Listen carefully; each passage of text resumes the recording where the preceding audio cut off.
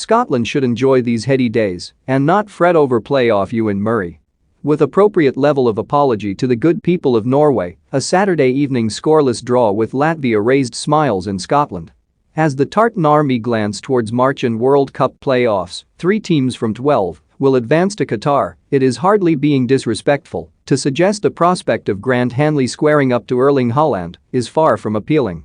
With the World Cup as a prize, Denmark's Christian Eriksen dismantled the Republic of Ireland in 2017. Haaland would surely place similar stock in an appearance on international football's greatest stage. Instead, barring a Turkey stumble in Montenegro on Tuesday, Scotland will be spared one of the most feared forwards in Europe. The Norway scenario is significant because it is the latest example of football's great unmeasurable in relation to Scotland. Things seem to be falling perfectly for Steve Clarke.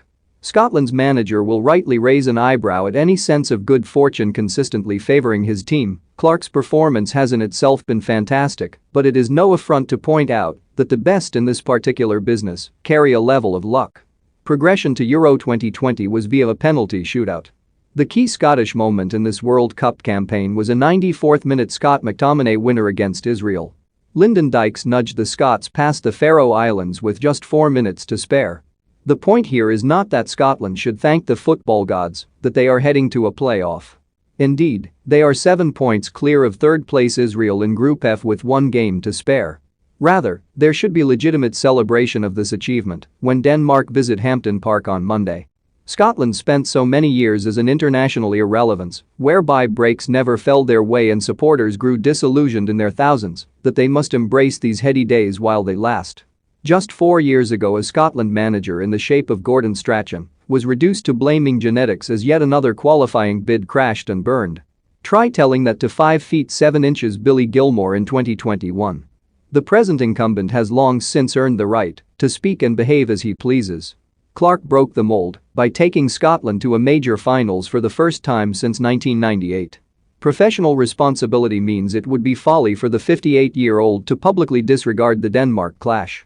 Yet it has been more than a little dispiriting to listen to sudden Scottish focus on whether a seeding and home advantage can be gleaned by virtue of at least a point from their closing group fixture.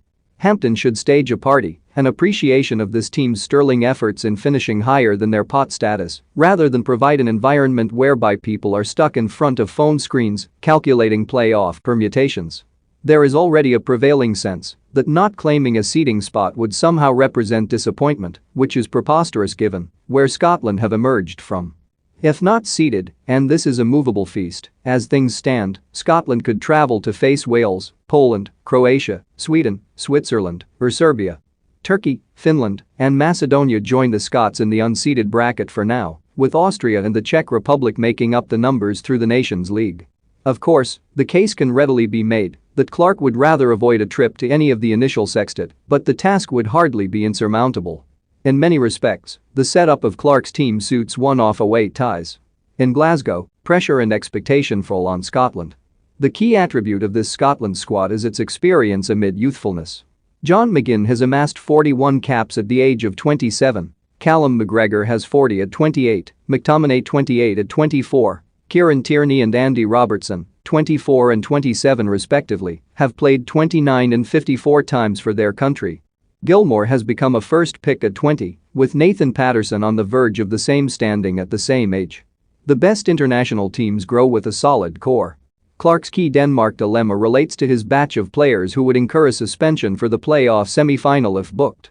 McTominay, who is among them, will definitely not feature after failure to recover from a throat infection. A clearly unfair rule states the 2 caution limit must carry forward, even from groups including more matches.